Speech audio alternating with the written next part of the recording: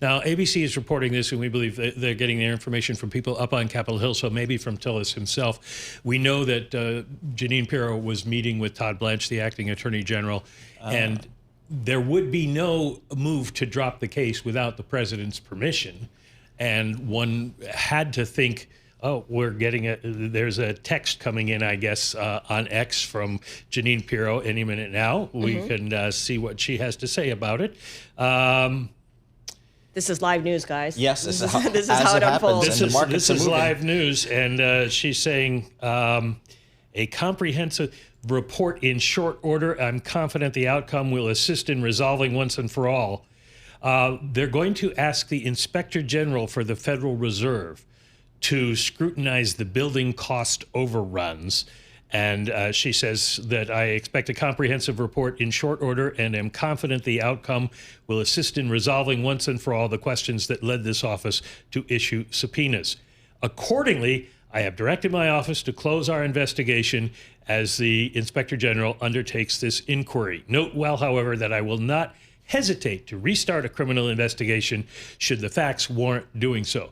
Okay, so that is what we were expecting to happen, and that's the thing that we always said, well, why didn't the president just do that? Right. But the idea that she is saying she could restart, that is something that will not sit well with Jay Powell and with the Fed, because at this point, he's got no other leverage. He still would be, in theory, facing criminal jeopardy if they decided that there was some fact they wanted to try. It doesn't change the way I see it. It doesn't, and I'm not a lawyer.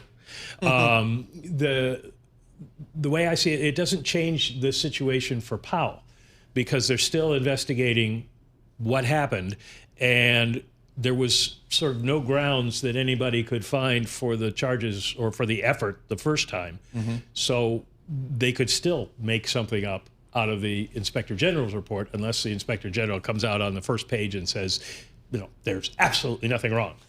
But I would imagine that investigating a $2.6 billion building project, you'd find something. Yep. So I wonder how the Fed is going to view this. Well, you wonder how Chairman Powell and his legal advisors will interpret this. Yeah. He had said until this investigation is finally brought to a conclusion, and I'm not sure that this is being brought to a conclusion. But so this is an off-ramp for Jeanine Pirro, right? It's an off-ramp for the time being. It may be their peace offering to Tom Tillis to see if he will then let the confirmation go forward. Yeah. My question here, has Tom Tillis ever raised concerns about the Fed renovation expenses? Is that his concern? I mean, I know he said he wanted to get this out of the way, but does he have any doubt or skepticism over what has happened at the Fed?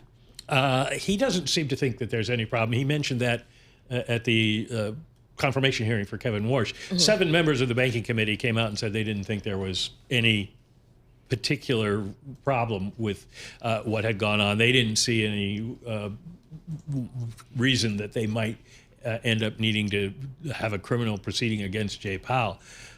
Is this going to be enough for them? That's going to be the question. And you wonder if this is the way we've seen this Justice Department work, is to kind of stretch things, go right up to the line. And this may be another case of that, and they may, we'll have to see if the Fed, if it's enough for Powell and the Fed. Well, perhaps I think the way you phrased that, Michael, maybe the next step might be, is this enough for Mr. Tillis, for Senator Tillis? Yeah.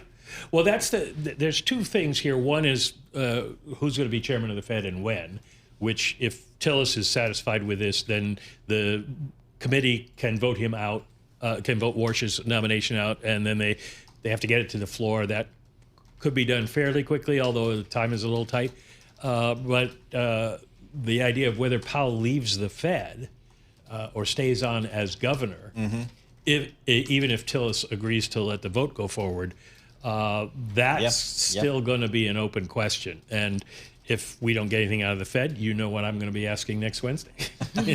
So do we expect, I'm not sure, Senator Tillis, should we expect a response from him today? Does he feel the need to be that quick in his I guess, observance of this and his comments? Well, I don't know if we can expect anything. Part of it would be how much has he been briefed on this? Okay. Did the Justice Department talk to him about this already? And, does he know enough that he could make a decision? If not, we'll probably hear from him in the next 24 hours or so, because everybody's going to be after him.